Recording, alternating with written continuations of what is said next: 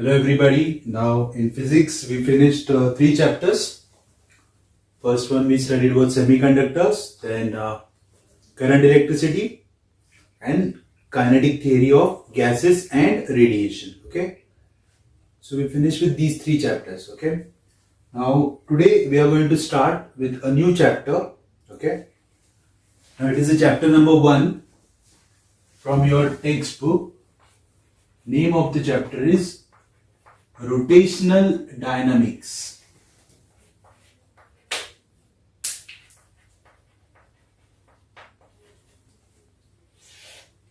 Okay. Now it is very important chapter. Okay.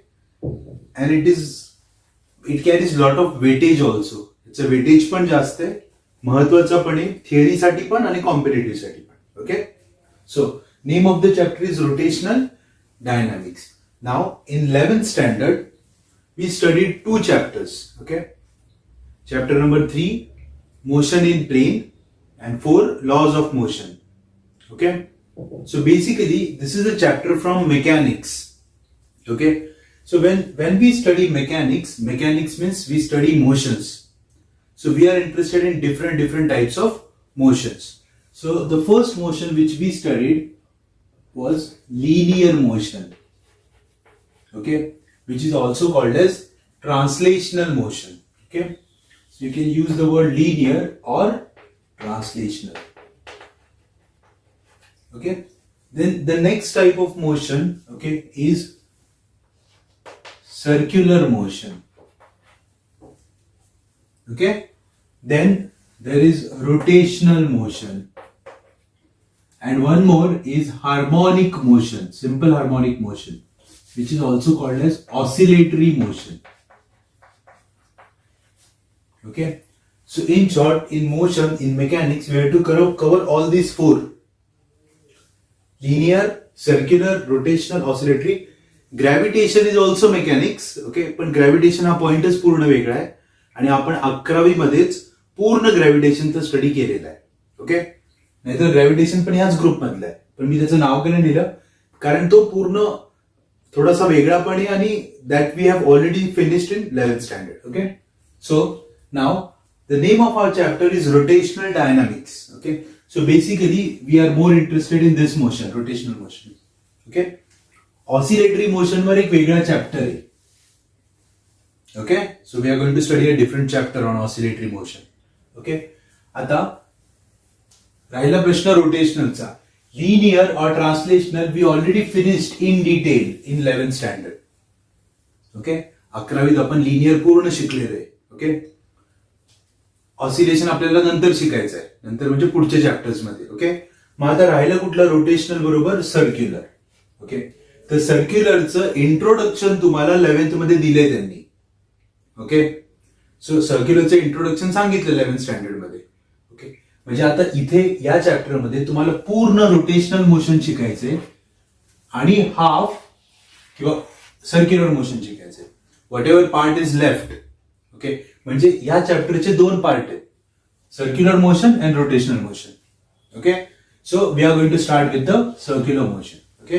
Today we will revise, कारण काही 11वीतल्या concept वगैरे मी परत शिकवणार आहे तुम्हाला. ओके. कारण ते गरजेचे आहेत. Okay. So will start with the part of circular motion in the beginning. Okay.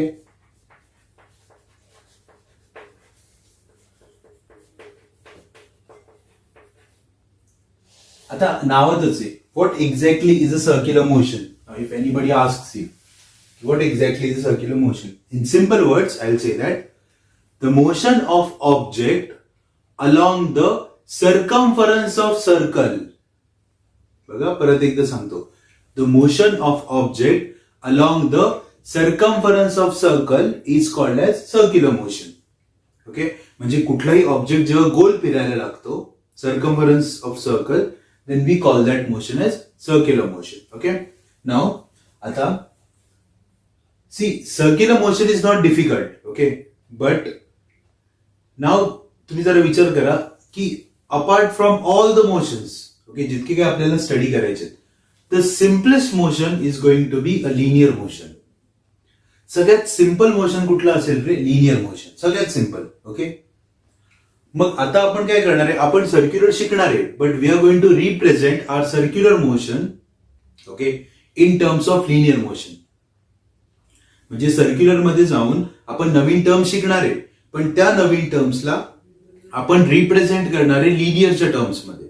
Okay, that's why it is important okay to know about linear motion well. Okay, त्यामुळे मी सुरुवातीला तुम्हाला लिनियर मोशनच्या 3 कन्सेप्ट शिकवतो ज्या खूप महत्वाच्या आहेत. Okay, linear motion. The first concept is distance and displacement. Okay, the first concept which we want to revise is distance and displacement. Okay, आता हे तुम्हाला 9वीत पण होतं, 11वीत पण होतं. ओके, त्यामुळे आपण काही डिटेलमध्ये नाही शिकायची, की पॉइंट्स मी तुम्हाला सांगतो. Distance is the actual path covered okay during the motion. So during the motion जो पाथ तुम्ही ऍक्च्युअल मध्ये कव्हर करता that is distance. Okay, and displacement is the shortest distance between the initial point and a final point. Okay, so displacement कशावर depend आहे, initial position आणि final पोझिशनवर आहे. Okay, आणि डिस्टन्स कशावर डिपेंड आहे, the path which you are following. Okay, then distance is a scalar quantity. Okay, and displacement is a vector quantity. Distance scalar आहे, displacement vector आहे. आता स्केलर म्हणजे काय रे, the physical quantity which has only magnitude. ज्यांना फक्त magnitude असतो ते scalar. The physical quantity which are represented by magnitude and direction are vectors. Okay, so याचा अर्थ डिस्प्लेसमेंटचा विचार करताना नुसतं मॅग्निट्यूडचा नाही तर डायरेक्शनचा पण विचार करायचा. So you have to think about both magnitude as well as direction. Okay, so this is distance and displacement. Okay, now general symbol used for this is S. Okay, generally S symbol use करायचं. ठीक आहे. Second concept in linear motion was speed and velocity. Okay, त्यामुळेच या वेलॉसिटीला किंवा स्पीडला तुम्ही linear velocity किंवा लिनियर स्पीड असं म्हटलं तरी चालेल. ओके, आणि symbol is small V. Okay, so तुम्ही स्पीड म्हणा, वेलॉसिटी म्हणा किंवा लिनियर वेलॉसिटी म्हणा चालेल, V symbol. Okay, now again we know speed is distance upon time, velocity is displacement upon time. म्हणजे स्पीड कुणावर डिपेंड आहे, डिस्टन्सवर. वेलॉसिटी कुणावर डिपेंड आहे, डिस्प्लेसमेंटवर. म्हणजे स्पीड झाला स्केलर, वेलॉसिटी झाली vector. Okay, so velocity is a vector quantity. Okay, ठीक आहे. आता वेक्टर म्हणजे काय रे, मॅग्निट्यूड अँड डायरेक्शन ना. सो बघा इकडे, स्पीड म्हणजे काय, फक्त स्केलर म्हणजे मॅग्निट्यूड. स्पीड म्हणजे मॅग्निट्यूड, वेलॉसिटी म्हणजे मॅग्निट्यूड अँड डायरेक्शन. म्हणजेच velocity is speed with direction. बघा, स्पीड कोण आहे, स्केलर ना. वेलॉसिटी कोण आहे, ज्याला मॅग्निट्यूड पण आहे डायरेक्शन पण आहे, आणि त्याच्याच वेलॉसिटीच्या मॅग्निट्यूडला स्पीड म्हणायचं ना. Okay, so velocity is speed with direction. Okay, ठीक आहे. And the last concept which you all know is acceleration. Okay, the symbol used for acceleration is A. I can also call it as a linear acceleration. Okay, and we all know that acceleration is also a vector quantity. Okay, acceleration पण कुठली quantity आहे, vector. म्हणजे परत एकदा acceleration has magnitude and direction. Okay, ठीक आहे. आता सगळ्यात महत्वाचा point, okay, the most important point.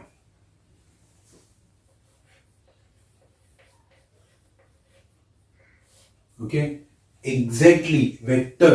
Okay, आता वेक्टर म्हणजे काय हे ना सांगणार मी तुम्हाला, ते तुम्हाला सगळ्यांना माहिती आहे. Okay, everybody knows in detail what is vector. Okay, today I am going to teach you what exactly happens when vector changes. Okay, किंवा असा उलटा विचार करा की वेक्टर बदलतो. ओके, तर त्याची कारण काय असू शकतात. ओके, कुठलाही, मी जनरल बोलतोय बरं का. आता मी वेलॉसिटी, ऍक्सिलरेशन सगळ्यांबद्दल बोलू शकतो, पण आता मी जनरली बोलतोय. स्केलर आणि वेक्टर मध्ये वेक्टर चेंज कधी होतो, which factors are responsible for the change in vector. Okay, आणि आपण ते एका एक्झाम्पल मधनं करू म्हणजे ते तुम्हाला लवकर कळेल. Okay, suppose there is a long track road आहे हा. ओके, रोडवर 2 गाड्या आहेत. There are 2 cars on a road. Okay, this is car A and this is car B. Okay, now both the cars are going in same direction with same speed. ही पण car इकडेच चालली आहे सरळ, ही पण car इकडेच चालली आहे सरळ. दोघांचा स्पीड आहे 20 दोघांचा. सो बघा, स्पीड पण सेम आहे म्हणजे मॅग्निट्यूड पण सेम आहे आणि डायरेक्शन पण सेम आहे. Okay, getting it? म्हणजे याचा अर्थ इथे वेक्टर बदलणार नाही. का नाही बदलणार? कारण मॅग्निट्यूड पण सेम आहे, दोघांचं मॅग्निट्यूड 20 आहे आणि दोघांची डायरेक्शन पण सेम आहे. ओके, बघा वेक्टरला काय असतं? मॅग्निट्यूड असतं, त्यानंतर डायरेक्शन असते. ठीक आहे, म्हणजे आता दिस इज अ वेलॉसिटी वेक्टर ना. हे जे 20 आहे ते काय आहे? 20 मीटर पर सेकंड म्हणजे ती वेलॉसिटी ना. म्हणजे velocity vector of car A is exactly equal to velocity vector of car B. Okay, because दोघांचं मॅग्निट्यूड सेम, दोघांची डायरेक्शन सेम. चालेल? ओके, आता दुसरी case. Okay, car A is going in that direction with 20, car B is going in same direction. Listen carefully. Car B is going in same direction with speed of 30. Okay, आता मी काय केलं सांगा? Am I changing direction? No, I'm not changing direction. Then what I'm changing? I'm changing magnitude. Magnitude बदललं. Okay, so तुम्ही direction नाही बदलली पण काय बदललं? मॅग्निट्यूड. वेक्टर कुणावर डिपेंड आहे? दोघांवर डिपेंड आहे. जर हे दोन्ही कॉन्स्टंट असेल तर वेक्टर पण कॉन्स्टंट राहील. पण तुम्ही यातलं काय बदललं? तुम्ही बदललं मॅग्निट्यूड. डायरेक्शन नाही बदलली, मॅग्निट्यूड बदललं. मग वेक्टर कॉन्स्टंट राहील का? नाही. सो वेक्टर चेंज झाला. म्हणजे याचा वेलॉसिटी वेक्टर कार ए चा आणि कार बी चा velocity vector they have same direction but not same magnitude. Direction same आहे दोघांची पण काय सेम नाहीये? मॅग्निट्यूड सेम नाहीये. ओके, याचा अर्थ आता ह्या दोन्ही वेक्टरला मी इक्वल वेक्टर्स असं म्हणू शकत नाही. इक्वल वेक्टर आपण कधी कुणाला म्हणतो रे? 2 vectors of same type. Okay, हा पण वेलॉसिटी, हा पण वेलॉसिटी, टाइप सेम पाहिजे. They have equal magnitude and equal direction, then they are equal. इथं डायरेक्शन इक्वल आहे त्यामुळे तुम्ही त्याला पॅरलल वेक्टर म्हणू शकता, इक्वल वेक्टर नाही म्हणू शकत. सो हे इक्वल वेक्टर नाहीये म्हणजे मॅग्निट्यूड बदलली म्हणून वेक्टर चेंज झाला. ओके, आता काय केलं मी बघा. Car A is going with same speed 20, car B is also going with the same speed 20. But after going some distance, car A takes a right turn. Car A ने घेतला right turn. Okay, बघा 20 speed नाही बदललं, 20च्या स्पीडवर turn मारला. Okay, मग आता मला सांगा, आता ह्या केसमध्ये मॅग्निट्यूड काय आहे रे? मॅग्निट्यूड सेम आहे पण काय बदलली तुम्ही? तुम्ही बदलली डायरेक्शन. ओके, याचं पण 20, याचं पण 20, पण तुम्ही काय बदलली? डायरेक्शन. म्हणजे पहिला वेक्टर असा आहे आणि दुसरा असा आहे असं विचार करा. तर इथं मॅग्निट्यूड सेम आहे दोघांचं पण काय वेगळी आहे? डायरेक्शन. म्हणजे वेक्टर कुणामुळे चेंज झाला? डायरेक्शन. ओके, ठीक आहे. म्हणजे जर का मी तुम्हाला सिंपल वर्ड्स मध्ये विचारलं की what are the possibilities okay that vector will change. First, sir either there is change in their magnitude or there is change in their direction or both will change. हा 20 आहे ना, हा 20 चा 30 केला आणि राईट टर्न पण मारला. कळलं का? म्हणजे इथं दोन्ही बदललं, मी मॅग्निट्यूड पण बदललं आणि डायरेक्शन पण बदललं. ओके, मग इथून पुढे हे लक्षात ठेवा की वेक्टर कधी बदलतो? when vector changes, first either there is change in magnitude, second there is change in direction, or third both gets changed, magnitude पण आणि direction पण. ओके, क्लिअर आहे? हा पॉइंट सगळ्यात महत्वाचा आहे. ओके, कारण सर्क्युलर मोशनचा पहिला कन्सेप्ट जो आहे ना तो ह्याच्यावरच बेस्ड आहे. ओके, सो त्यामुळे लक्षात ठेवा वेक्टर कधी बदलतो. वेक्टर तेव्हाच बदलेल जेव्हा एकतर मॅग्निट्यूड बदलेल किंवा डायरेक्शन बदलेल किंवा दोन्ही बदलेल. ओके, तेव्हा वेक्टर चेंज होतो. Fine, clear. Okay, this is the motion, this is the revision of which motion, linear motion and how the vector changes. ठीक आहे. Now will start with our motion called circular motion. तर लक्ष द्या.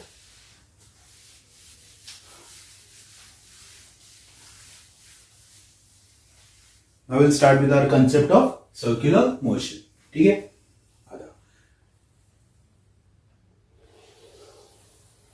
So here I am drawing a circle. Okay, because it is circular motion. And imagine this is my particle or object. हा माझा object आहे. Okay, ऑब्जेक्टचं मास m आहे. This is the center of circle. I'll label this center as O. So this becomes the radius of circle R. Okay, and particle is performing which motion? Circular motion in an anti-clockwise sense. Now this is important. Okay, सगळ्यांना घड्याळ कळतं, clock anti clock समजतं. Okay, now how this thing is moving, that is very important. तो असा फिरतोय anti clockwise. Okay, sir clockwise का नाही घेतला? काही हरकत नाही, तुम्ही क्लॉकवाईज घ्या. Okay, doesn't matter, but this is performing a motion in anti-clockwise sense. Okay, now particle गोल गोल फिरतोय म्हणजे पार्टिकलला व्हेलॉसिटी आहे का नाही रे? आहे. So particle has velocity. शब्द बघा, मी स्पीड नाही बोललो, मी काय बोललो? व्हेलॉसिटी. ओके, सो पार्टिकलला व्हेलॉसिटी आहे. ओके, नाव व्हेलॉसिटी कुणाकुणावर डिपेंड असते? Magnitude and direction. ओके, म्हणजे व्हेलॉसिटीला काय काय आहे? मॅग्निट्यूड पण आहे आणि डायरेक्शन पण आहे. But suppose if I tell you this particular object which is performing this motion in anti clockwise sense, it's magnitude is constant. Magnitude नाही बदलत आहे त्याचं. म्हणजे सपोज त्याचं स्पीड आहे आता 10 मीटर पर सेकंड, तर तो इथे पण 10 आहे, इथे गेल्यावर पण 10 असणार आहे, इथे गेल्यावर पण 10 असणार आहे, इथे गेल्यावर पण 10च असणार आहे. So there is no change in its magnitude. Magnitude नाही बदलत आहे. Magnitude is a constant. Okay? ठीक आहे. Now tell me what will happen to its direction. Okay? बघा, हे लिनियर नाहीये. लिनियर सगळ्यात सोपं असतं. मी जर का गाडी घेऊन सरळ चाललोय आणि विचारलं माझी डायरेक्शन सांगा, तर तुम्ही सांगणार सर जी डायरेक्शन गाडीची तीच तुमची आहे. ओके, सो लिनियर मोशन मध्ये डायरेक्शन नाही कधी त्रास देत. इथे मजा येते. ओके, इथे मॅग्निट्यूड काय आहे रे? कॉन्स्टंट आहे. मॅग्निट्यूडचा इश्यू नाहीये, मॅग्निट्यूड इज कॉन्स्टंट. ओके, मग कशाचा विषय? डायरेक्शनचा. So think about direction. डायरेक्शनचा विचार करा. फर्स्ट ऑफ ऑल हा अँटी क्लॉकवाईज फिरतोय. ओके, सर्क्युलर मोशन मध्ये. ओके, जर तुम्हाला डायरेक्शन दाखवायची असेल, मी तुम्हाला विचारलं what is the overall direction, तुम्ही म्हणणार sir circular anti clockwise. Okay, but if I ask you what is the direction of this particle at this point, मला ओव्हरऑल नका सांगू, मला ह्या पॉइंटची डायरेक्शन सांगा. ओके, तर एक रूल आहे की to get the direction at that point, draw a tangent at that point. तिथे टँजंट काढायचा. ओके, म्हणजे ह्या पॉइंटला जाऊन मी टँजंट ड्रॉ केला. So you can see this arrow now. So this arrow is the direction of velocity at this point. कळलं? Okay, हा. आता इथून मी इथे गेलो इथे मॅग्निट्यूड बदललं का? नाही, स्पीड तोच राहिला. पण मी तुम्हाला म्हटलं what is the direction of velocity at this point, तर तुम्ही टँजंट काढणार ना. ओके, सो बघा, this tangent is a velocity of particle at this point. आपण त्यांना लेबल करू P आणि Q. Okay, so this tangent is the direction of velocity at point P and this tangent is the direction of velocity at point Q. Okay, आता मला एक सांगा, इथलं magnitude 10 आहे, इथलं पण मॅग्निट्यूड 10 आहे. सो मॅग्निट्यूड बदललं का रे? नाही, पण डायरेक्शन बदलली ना. Can you call them a parallel vector और इक्वल वेक्टर? नाही का? कारण मॅग्निट्यूड जरी सेम असलं तरी डायरेक्शन सेम नाहीये. याचाच अर्थ इथे काय बदलली रे? डायरेक्शन. कळलं? म्हणजेच याचा अर्थ सर्क्युलर मोशन मध्ये, नीट लक्ष द्या, आता ही जी व्हेलॉसिटी आहे, ओके, ही कुठली व्हेलॉसिटी आहे रे? दिस इज लिनियर व्हेलॉसिटी. तुम्ही म्हणाल सर पार्टिकल गोल गोल फिरतोय, तुम्ही लिनियर का लिहिलं? मी तुम्हाला सांगितलं ना, आपण सर्क्युलरला लिनियर मध्ये एक्सप्रेस करणार आहे. So this is linear velocity. So direction of linear velocity at every point on circle or in a circular motion is different. प्रत्येक पॉइंटला डिफरंट आहे डिरेक्शन. ओके, तुम्ही इथे टँजंट काढला तर हा टँजंट असा जाणार. ओके, तुम्ही इथे काढला हा टँजंट असं जाणार, इथे काढला इकडे जाणार. So at every point there is change in its direction. Okay, म्हणजे सर्क्युलर मोशन मध्ये मॅग्निट्यूड जरी सेम असलं सगळीकडे तरी डायरेक्शन कधीच सेम नसते. Never at all. So in circular motion direction is always different, always different. Okay, कळलं? आता मग याचा अर्थ मला एक सांगा, मॅग्निट्यूड कॉन्स्टंट आहे पण डिरेक्शन कॉन्स्टंट आहे का नाही? ती सारखी बदलते ना. मग जो आपला वेक्टर आहे लिनियर व्हेलॉसिटी नावाचा, तो कॉन्स्टंट राहील का बदलत राहील? तो बदलत राहील. ओके, मग सगळ्यांना माहिती आहे एक कन्सेप्ट असतो ज्याचं नाव आहे ऍक्सिलरेशन, आणि त्याची डेफिनेशन आहे change in velocity upon time. We all know definition of acceleration. Change in velocity upon time. Time तो कॉन्स्टंट आहे, म्हणजे constant in the sense time scalar आहे, त्याला डायरेक्शननी फरक नाही पडत. पण इथे शब्द काय आहे? Change in velocity. आणि व्हेलॉसिटी हा वेक्टर आहे. मग वेक्टर बदलला म्हणजे काय झाला? चेंज झाला. तर कोण तयार होतं? ऍक्सिलरेशन. ओके, आता जर तुम्ही सर्क्युलर मोशन बघितलं तर प्रत्येक पॉइंटला मॅग्निट्यूड काय आहे? सेम. प्रत्येक पॉइंटला मॅग्निट्यूड सेम, पण प्रत्येक पॉइंटला डायरेक्शन सेम आहे का? No. At every point magnitude is same, but at every point direction is not same. It means that there is change in direction. Magnitude नाही बदलते, पण कोण बदलते? डिरेक्शन. डिरेक्शन बदलती म्हणजे कोण बदलतीये? व्हेलॉसिटी. व्हेलॉसिटी बदलतीये, चेंज होतीये म्हणजे कोण तयार झालं? Acceleration. So circular motion is called as accelerated motion.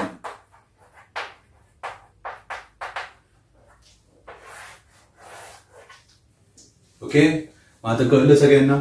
त्याच्यामुळे तुमच्या पुस्तकात पॉइंट दिले तर पहिलाच पॉइंट लिहिले त्यांनी पहिल्याच पानावर, circular motion is accelerated motion.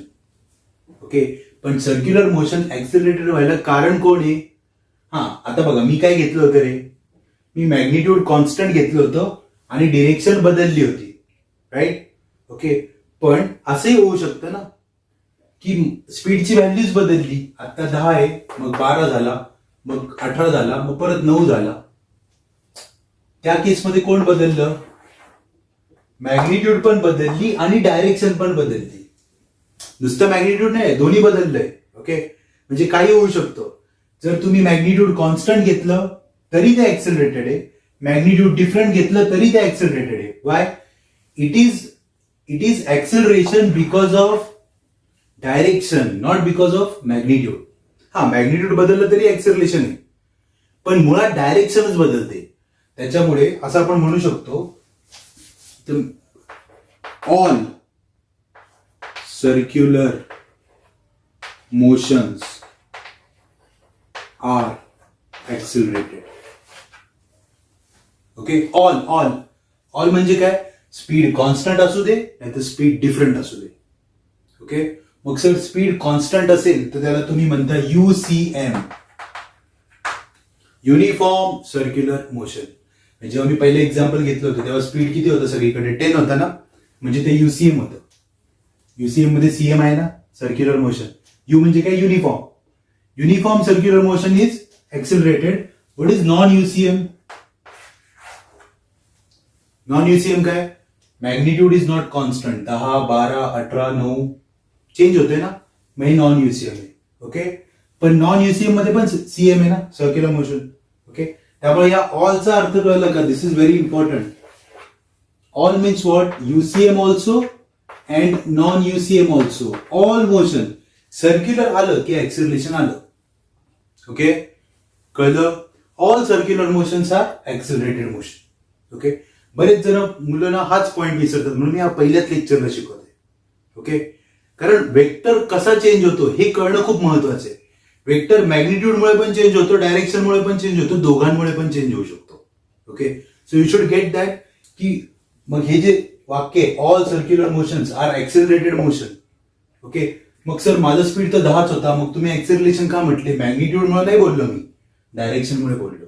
Okay, so all the circular motions are accelerated motions. Okay, कळलं? This point is very important. Okay, म्हणजेच आता याचा अर्थ दोन ऍक्सेलरेशन आहेत. कुठले दोन सर? एक लिनियर ऍक्सेलरेशन. ओके, नाव ही कुणाची डायरेक्शन आहे? हे टँजंट कुणाची डायरेक्शन आहे? व्हेलॉसिटीची ना. आणि जी डायरेक्शन व्हेलॉसिटीची असते तीच कुणाची असते? ऍक्सेलरेशनची. So this is acceleration. Okay, याला म्हणतात एटी. एटी म्हणजे काय? Tangential acceleration. त्याला काय म्हणतात? एटी. एटी म्हणजे टँजेन्शियल ऍक्सेलरेशन. म्हणजे हे ऍक्सेलरेशन तर आहेच. ओके, पण तो गोल फिरताना आपण काय म्हटलं रे? All circular motions are accelerated ना. So there is a development of one more acceleration called radial acceleration. Okay, म्हणजे एक गोष्ट लक्षात ठेवा, लिनियर ऍक्सेलरेशनचे दोन प्रकार आहेत. पहिला आहे टँजेन्शियल ऍक्सेलरेशन आणि दुसरा आहे रेडियल, ज्याला सेंट्रीपेटल ऍक्सेलरेशन पण म्हणतात.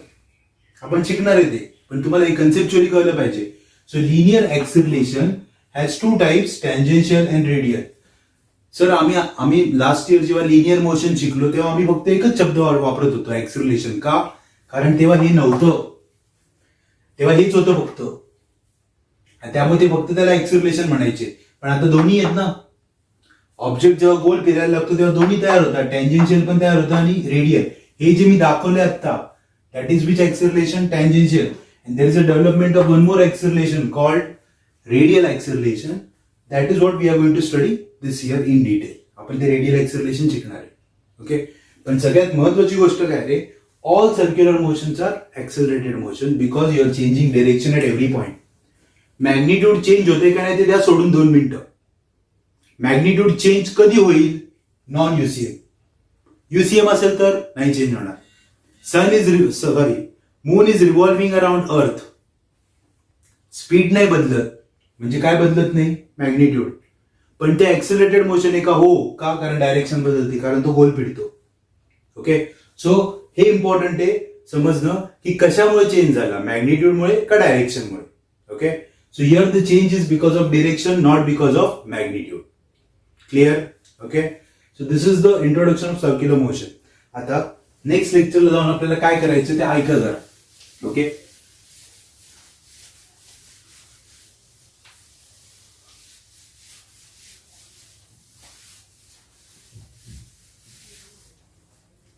सो इथे मी आता लिहितो लिनियर आणि इथे लिहितो मी आता सर्क्युलर. ओके, मग लिनियर मध्ये आपण 3 टर्म शिकलो. आता बेसिक लिहितोय मी फक्त. Displacement, velocity, acceleration. कुठलं? Linear. Linear displacement, linear velocity, linear acceleration. नाव we are in which motion? Circular. मग सर्क्युलर मध्ये पण 3 टर्म्स असतील. काय असेल? डिस्प्लेसमेंट असेल, वेलॉसिटी असेल आणि ऍक्सेलरेशन असेल. मग त्याला काय म्हणायचं? त्याला म्हणायचं angular. Angular displacement, angular velocity and angular acceleration. Okay, म्हणजे हे जे 3 आहेत ना, these are called linear terms किंवा linear parameters. These are called parameters of circular motion. Okay, symbols S, V, A. Okay, याचे सिम्बॉल्स असतात थीटा, ओमेगा, अल्फा. ओके, आता मी हे का सांगितलं? कारण हे ऑलरेडी झालेलं आहे 11वीत. ओके, म्हणजे नेक्स्ट लेक्चरला will start with this thing. हे 3 रिवाइज करू आपण आणि मग ह्या तिघांना ह्याच्यामध्ये एक्सप्रेस करू. कळलं का? हे 3 आहेत बरोबर आहेत, पण ह्या तिघांना आपण लिनियरच्या टर्म्स मध्ये एक्सप्रेस करू. ओके, ठीक आहे. सी, कदाचित असं वाटेल तुम्हाला जर का तुम्ही टेक्स्टबुक घेऊन वाचायला लागलात तर सर काहीतरी वेगळं शिकवतात, पुस्तकात वेगळं दिलं. पुस्तकात खूप शॉर्ट मध्ये दिलंय. ओके, त्यांनी आता 11वीत शिकवलंय ना, त्यामध्ये असं इमॅजिन करतात मुलांना सगळं आठवतंय.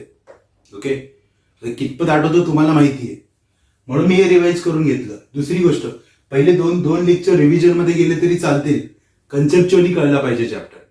So do one thing, you take your textbook of 11th standard, त्याच्यामधलं सर्क्युलरचा हा पार्ट वाचा. ओके, हे 3 तर मी घेतले जातात, हे 3 उद्या शिकवतो किंवा नेक्स्ट लेक्चरला शिकवतो. त्याच्या अगोदर तुम्ही एकदा ते वाचून घ्या. ओके, ठीक आहे. So will stop here for today.